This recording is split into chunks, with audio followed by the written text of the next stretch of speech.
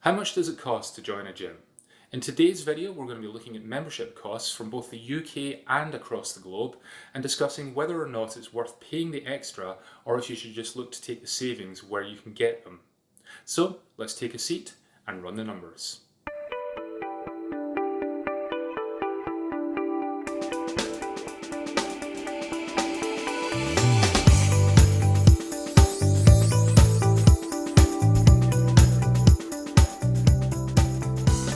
Well, greetings and thanks for joining me in the latest in the series of videos of the Gym Paradox, the pros and cons of joining a gym. If you haven't seen any of the earlier videos, then you can go and check them out on the channel at your leisure, but I'll leave a link to the original piece of content in the description below, and you can go and check that out as you need it. And it's a useful piece of information to be able to bookmark and go back to whenever you feel the need. While you're down there, if you wouldn't mind, as always, hitting that thumbs up button and hit the subscribe button to subscribe to the channel. And if you want to get notifications as soon as these videos go up, hit the notification bell as well. So in today's video, we're going to get down to the nitty gritty. How much does it cost to join a gym? And I know that this is one of the most important questions for most people, but as I've mentioned in the previous videos, if this is the most important question that you're asking, and it's the one that you're asking above all others without getting any more information, I'd invite you to go back and look at those videos because I feel that you're just setting yourself up for failure. However, having some inclination of how much it's going to cost you is really going to take some of the edge off when you get hit with the price. In some cases, it might seem cheaper than you think. In some cases, it may be more expensive. But there is quite a wild variety of prices out there. And what I also want to explore in this video is why that is. And is there value in paying more? So before we get on to the nuts and bolts of actual prices, which I will be coming on to, I want to talk briefly about your perception of price. Keep in mind that as soon as you hear a price or you hear what the average is, anything above that is going to sound expensive, anything below that is going to sound cheap. But based on what's around you, if you've heard from other people that they are paying £15 for a gym membership and suddenly you go to a gym and it's £40, that's going to sound incredibly expensive. Whereas if everyone you know pays £70 for a gym membership and you go and see a gym for £40, it's going to seem incredibly cheap. And your perception of what that means is going to vary. It might seem like if it's the lower, if it seems cheap to you, it might feel like it's incredibly good value, or it might just seem that your perception is, what's wrong with it? Why am I paying so little? There must be a catch here. But again, that'll be colored by your expectations of what you want out of a gym. If you don't need a swimming pool, you don't need a sauna, you don't need squash courts and any of these things, if they're all included in the price, you're just going to put them to one side in your mind, and suddenly the price is going to seem extortionate because you don't need any of these extra pieces. Whereas if you are interested in all of those things and you're going to get them all lumped in one big package, it may seem that there is good value there. So just keep that in mind when we get into the nuts and bolts of the prices. Okay, so let's start in America. Everything starts in America, so why not? The average cost of a gym membership in America at the moment, at the time of recording, is $38. Obviously, there are gyms that are a lot more expensive, there are gyms that are a lot less expensive, but that's approximately the average cost of a gym. So anything below that is considered cheap, anything above that is expensive. I think more commonly in America than in the UK, annual memberships are a thing. We don't tend to have them so much here. They become an option, and quite often they're an option here when it comes to deals. If you pay for the full year's membership, you can get a little bit of a discount. We're going to come on to that in the next video. But for those watching in the UK, which is obviously where I am, so that you've got a level of comparison, at this moment in time, $38 is the equivalent of £27. Now, that is a bit cheaper than the UK prices, which we're going to come on to. But I think one of the reasons for that is because there's much more abundance of landmass in America. So, actual cost of square footage of space is a lot less. Also, from what I can understand, the actual running costs of Having a building of scale in America is a lot less than it is here. As I've mentioned in other videos, the overheads over here are pretty high, especially if you start getting into large scale buildings. So that's one reason they can probably keep the price down a little bit. But at the same time, people still have to be paid. And if there are people running the venues, if there's personal trainers, if there's fitness instructors, they have to earn a living. So you're still looking at the comparison of, are you just paying for the building and the facility, or are you expecting help within these facilities? And as soon as you start to need the assistance of other people, then the price is going to go up. And if you don't really know what you're doing, and that's going to be the case for most beginners, even if you've watched every YouTube video under the sun and you feel like you know what you're doing and you feel you understand it, actually analyzing yourself is not that easy, and getting some form of assistance is always going to be valuable. So it's always something worth factoring in, and we'll come back to that later. Now, whilst the average in America is $38, there are, as in the UK, budget gyms. And probably one of the most prevalent is Planet Fitness. Yes, I'm mentioning gyms again. I'm not going to do it as much in this video as I did in the last one, but this is one I really want to make a mention of. Planet Fitness as a model is one of the most insane or brilliant business decisions I've ever seen, because essentially it advertises itself as a judgment-free zone. So you're not allowed to go in there and make any noise. You can't drop heavy weights. You can't grunt. If you do, there's a thing called a lunk alarm that goes off, and you can be escorted from the building. Because the view of that is that if you don't really know what you're doing and you're a bit nervous, you don't want to be walking into this intimidating gym space. But what I would argue in that situation is that if you're walking into a space where no one is at the level that they're lifting heavy, or lifting a weight that might involve them to exert themselves a little bit, the community atmosphere is gone. The feeling of there's something to aspire to, this is what I could achieve, is gone. And when you start adding in free pizzas, they actually do this. If you don't know Planet Fitness, it's worth looking up, because if you look at it from a purely logical point of view, it's utterly insane. Um, but yeah, there's free pizzas on a Monday, free bagels on the second. Sorry, it's free pizzas is the first Monday of the month, if I remember rightly. Free bagels on the second Tuesday of every month, and the argument there being that the odd indulgence is not going to hurt you, but when you're going to a gym, you should feel that that is the safe zone for you to go to. Your focus should be on the moving forward part of it. There are enough things in this world tempting you to eat garbage. Don't make the place where you're going to make improvements somewhere that's adding to the temptation. Anyway, I'm gonna go off in one if I keep on that.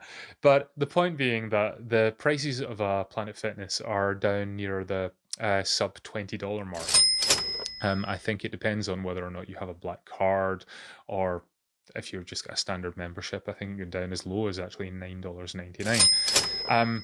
But there is an annual fee. So it's one of these things again. It's a little bit like the budget gyms in the UK, where, yeah, it looks cheap, but there are other things you start to pay for once you're in there. So you pay thinking you're going to get the cheap thing, but actually there's some more prices coming your way. So suddenly you'll just get charged an extra $39 every year in order to pay towards the upkeep of the facility. So it's something to keep in mind if you end up there. But I'm more saying keep that in mind as another reason not to go there. There are Gold's Gyms as well, which I mentioned in a previous video, maybe in the last video, which it turns out are in the UK, so I'll come back to them too. But Gold's Gym seems to have changed somewhat in their basic model. The Gold's Gym that you see in Pumping Iron doesn't seem to be the way it is anymore. I think the one at Muscle Beach is still has that kind of vibe to it, although it's still a bit more commercial and a bit more of a tourist attraction. But there's outdoor training and stuff still there. There's kind of a pen outside that you can go into and train. But there's an indoor part as well, and there's training on the beach and what have you. Um, but the standard model seems to be a little bit more leisure club, very commercial.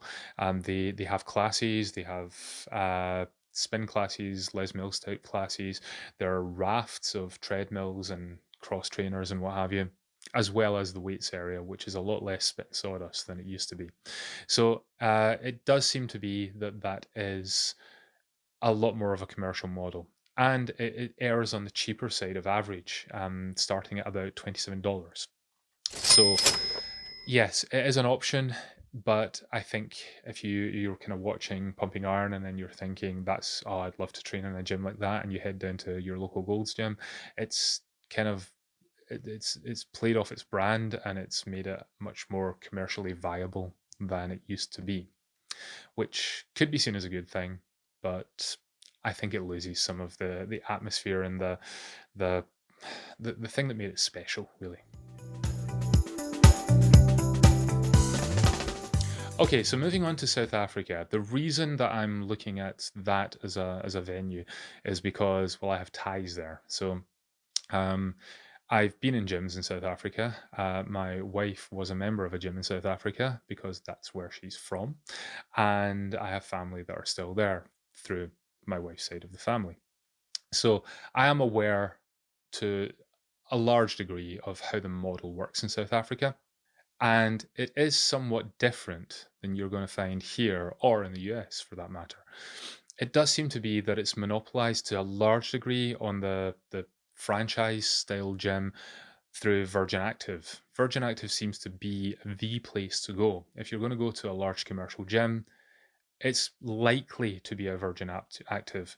There are other options there, but not in the same way that there is in the UK or in America. Now, prices in a Virgin Active varies from venue to venue, as it does in most countries, but it seems to be a little wilder in South Africa. Prices can start as low as 240 Rand per month, but it does go up to about 750 Rand, both of which are for off-peak memberships. If you can't do off-peak memberships, and most people who work can't, then the price goes up again, and you're looking at a peak of around about 995 Rand per month. But this is for what they call a health club. There is also a classic collection style Virgin Active, and the prices for those are a lot higher. Currently, the prices there start at 1,500 Rand per month and rise to 2,350 Rand per month. And if you want to get a gauge on what that is compared to the UK, 240 Rand at the time of recording is just over £12. So that's what you'd be paying at the low end for an off-peak membership.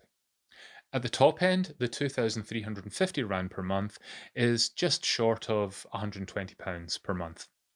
There are other gyms there as well. There's Viva Gyms, I believe, which is very limited. I think there's only 3 or 4 of them in the whole of the country.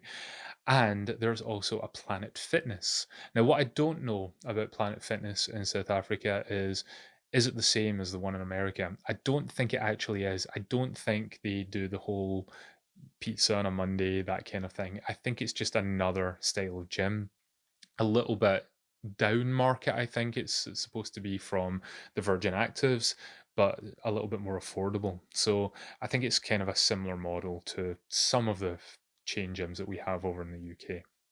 However, there are bespoke small individual gyms around South Africa as well. I think you really have to hunt for these. I don't think they're on every street corner, and I think trying to compete with Virgin Active is very, very difficult for them. So they're there, and they need to be sought out.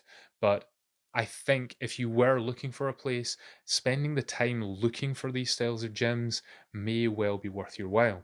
The drive and enthusiasm you're going to get from the people who run those places is likely to be a little bit higher than you would find from most personal trainers and fitness instructors in the commercial facilities. That's quite common no matter where you go. If you've gone to the trouble of setting up this infrastructure that is incredibly difficult to do, your passion and drive is likely to be incredibly high. If there's someone putting their heart out there to produce something like this, supporting that model, I think is certainly worthwhile doing. Okay, so the UK. What's the average price of a gym membership in the UK? It is currently £40 or thereabouts. Um, Now, keep in mind, there are extremes at the end of this spectrum. £40 is the average if you look at the UK as a whole.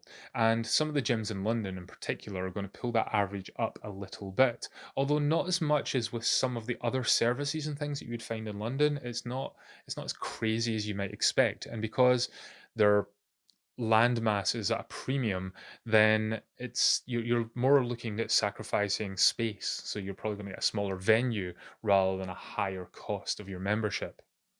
But when it comes to budget gyms, we've discussed that in the last video. You could be looking at anything from around about $7.99 up to usually about $19.99. I have seen the odd budget gym head up into the sort of 22.95, 24.95, but nothing really higher than that I'm aware of.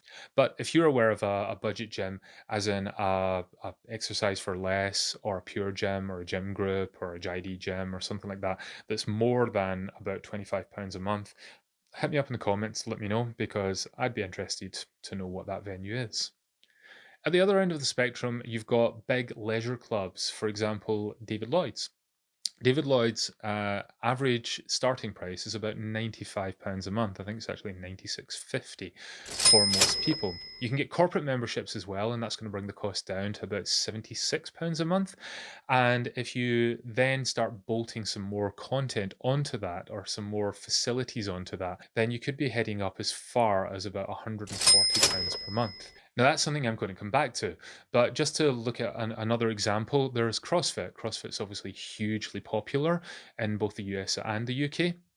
And the prices for a CrossFit membership usually start around £55 a month. That's about the cheapest I've seen, anyway.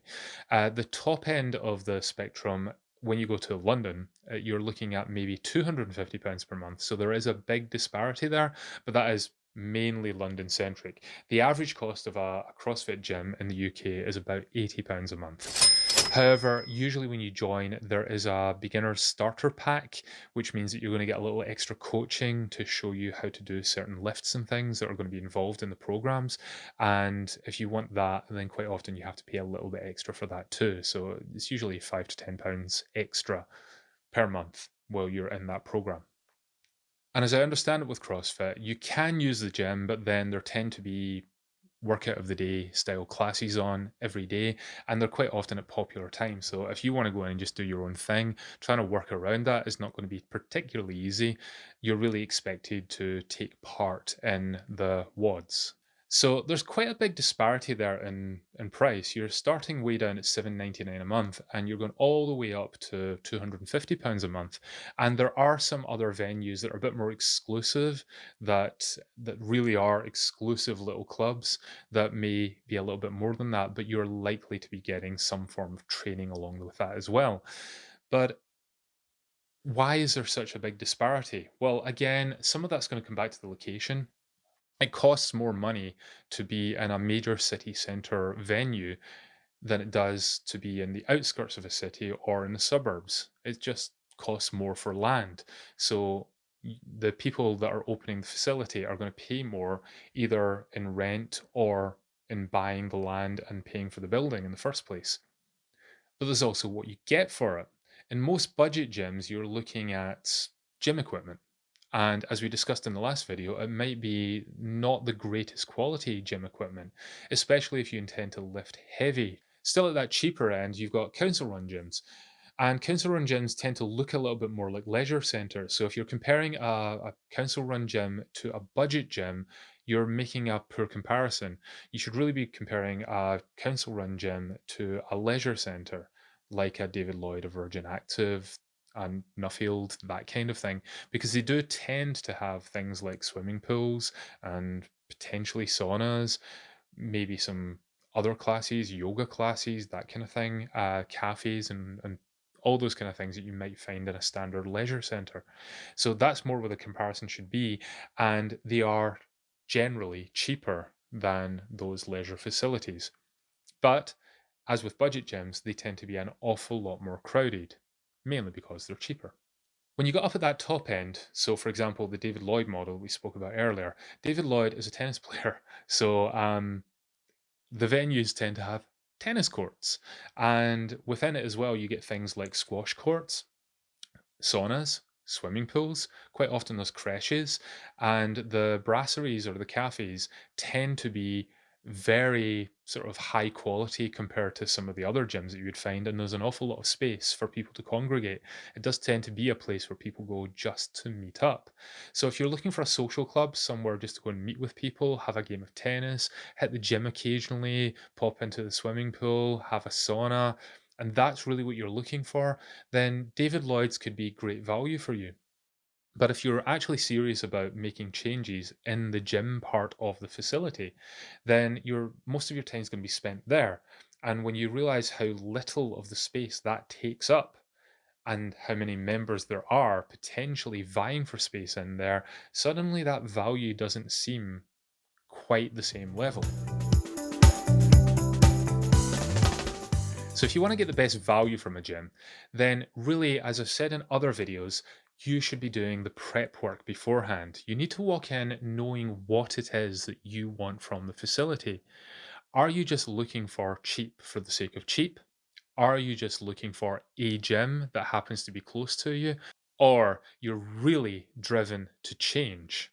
And mostly that's going to be the thing that's going to be the catalyst to get you through the door. Quite often people are driven to change when they first get there, but they keep their membership because they want to keep things ticking over, whether it's working out or not.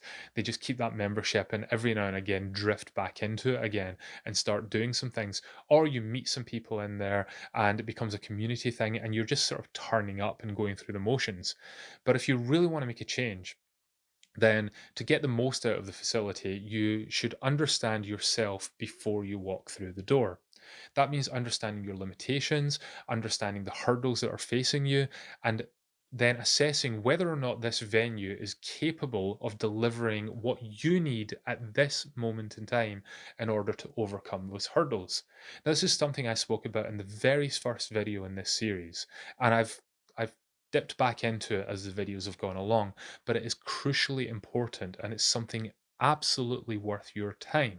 If you can spend some time thinking about this, you will save so much time, so much frustration, and so much money because you're not wasting it. You're actually investing in yourself. And that is absolutely a worthwhile investment, especially at these prices. If you're talking about the average price of a gym in the UK being £40, or even heading up into that 70 or £80, if you're getting exactly what you need from this place, we're still talking about less than £3 a day. Think about the things that you spend £3 a day on. Think about when you get to the weekend, if you can go to the pub at the weekend or you go out for dinner or whatever, how much money you spend without really batting an eyelid. Now, that's not the case for everyone. I totally accept that. And I've mentioned that in previous videos as well. That there are some people who just cannot afford to be spending 40, 50, £60 a month on a gym membership. That is completely reasonable and completely understandable.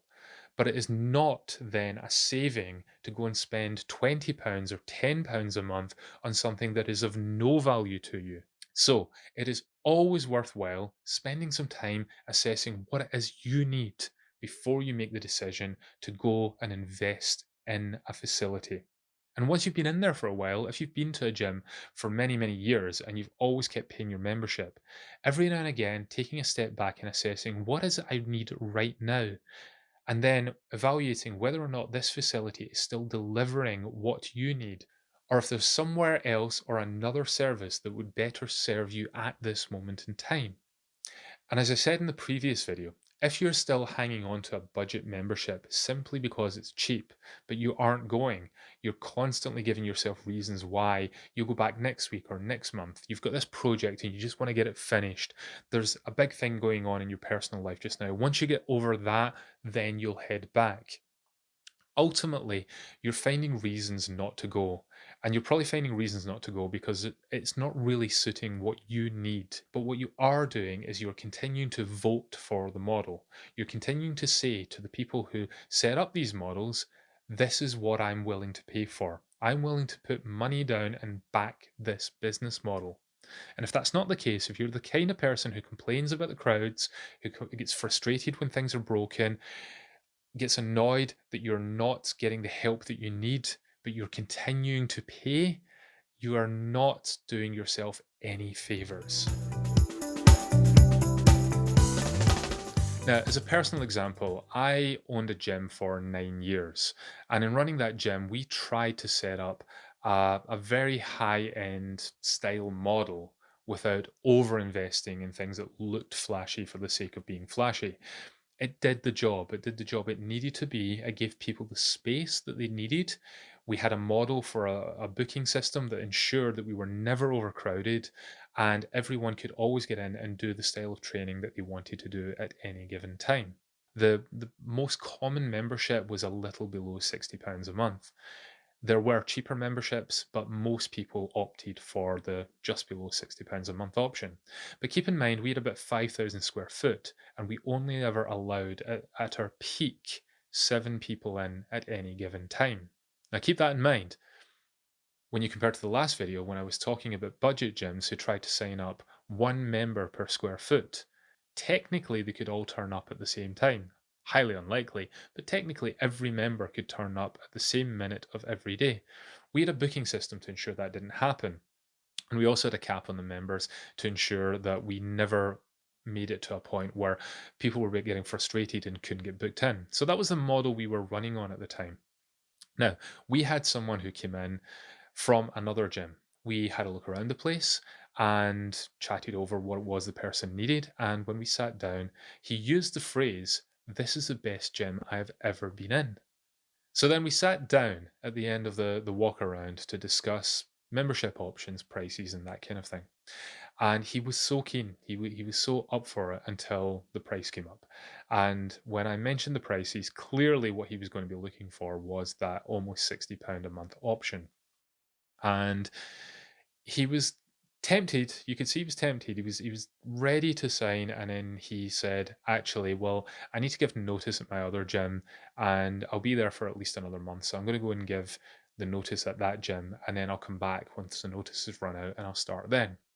And I never heard from him again after that. So clearly, this was just a reason to get out of the door because the price was too high, and that's fine. But as I say, if it's too expensive for someone, then so be it.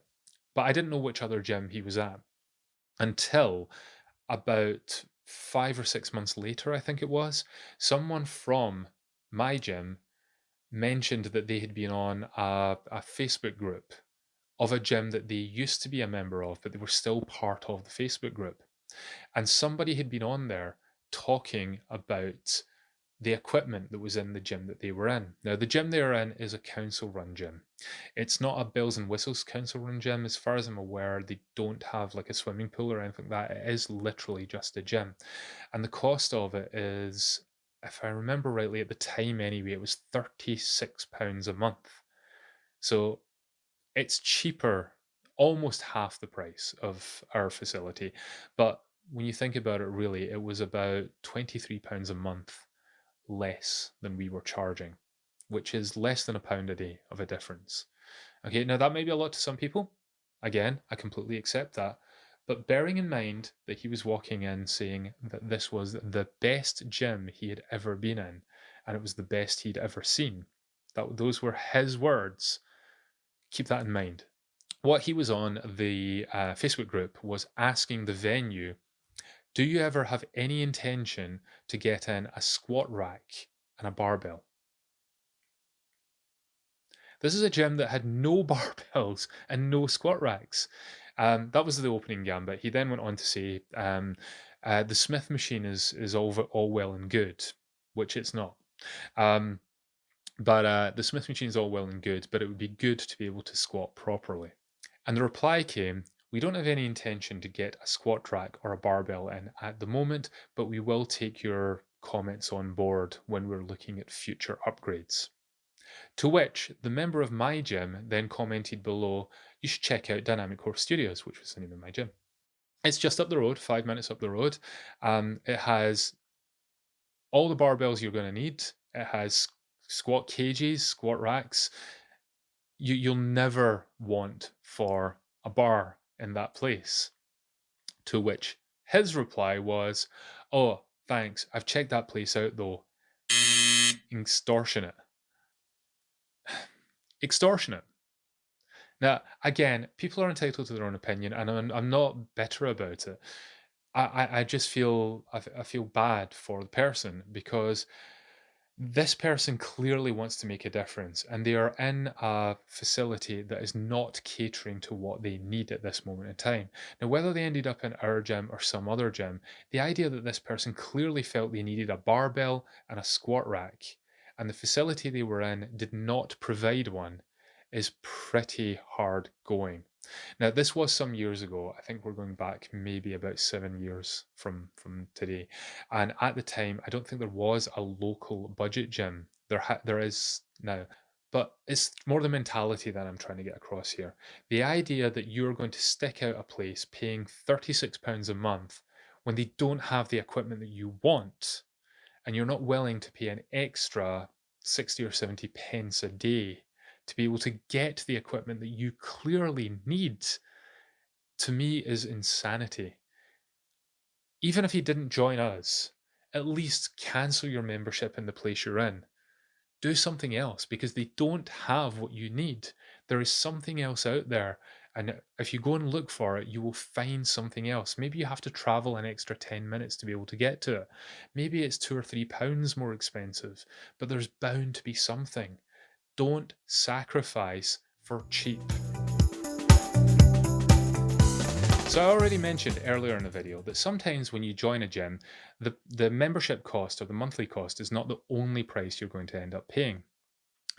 Quite often there are upgrade costs as well, especially when you go to more of the budget end. Now, if you think about this as far as like airlines, for example, you can go to a budget airline and it's very cheap for you to get to point A to point B. But if you want to have luggage, for example, you end up paying extra, especially if you want a decent amount of luggage.